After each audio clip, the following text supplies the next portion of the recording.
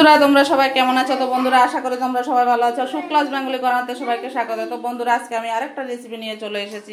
আজকে আমি রান্না করব বরবটি ভর্তা। তো বন্ধুরা এখানে আমি এক মোটা বরবটি কেটে ধুয়ে টুয়ে একটু তেলে ভেজে নিয়েছি। এখানে 8-10টা রসুন আমি তেলে ভেজে নিয়েছি, আর 4-5টা লঙ্কা তেলে ভেজে নিয়েছি, আর এখানে শুকনো লঙ্কা 5 পিস আমি তেলে ভেজে নিয়েছি। আর এখানে একটা মাছ, তোমরা মাছের লেজটা যদি এভাবে খেতে না পারো তাহলে এরকম বরবটির সঙ্গে ভর্তা করে নেবে। আর আমি লেজটাকে সিদ্ধ করে নিয়েছি বন্ধুরা। এখন লেজটা আমি একটু কাটা ছাড়িয়ে বেটে নেব, তোমরা সঙ্গে থাকো। তো বন্ধুরা দেখো আমি মাছের লেজটাকে কাটাটা আলাদা করে নিয়েছি, মাছটা বেছে নিয়েছি, এখন বেটে নেব, তোমরা সঙ্গে থাকো। তো বন্ধুরা দেখো আমি সব পেস্ট করে নিয়েছি, এখন একটু টেনে নাড়বো, চলো। তো বন্ধুরা এখানে কড়াই বসিয়ে দিয়েছি, কড়াইতে একটু সর্ষের তেল আমি দিয়ে দেব, একদম অল্প করে দেব।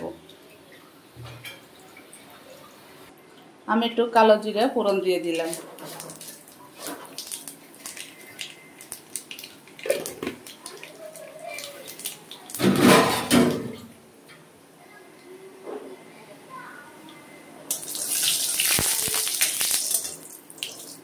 এখন বাটাটা দিয়ে দেব তেলে।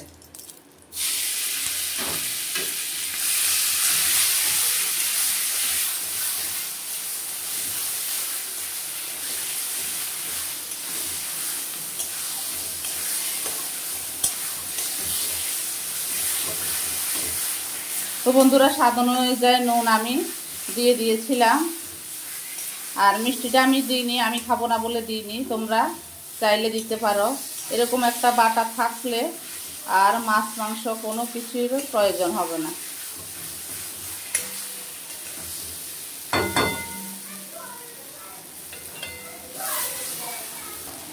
তো বন্ধুরা বাটাটা হয়ে গেছে, আমি তেলে একটু নেড়ে নিয়েছি, এখন একটা পাত্রে ঢেলে নেব।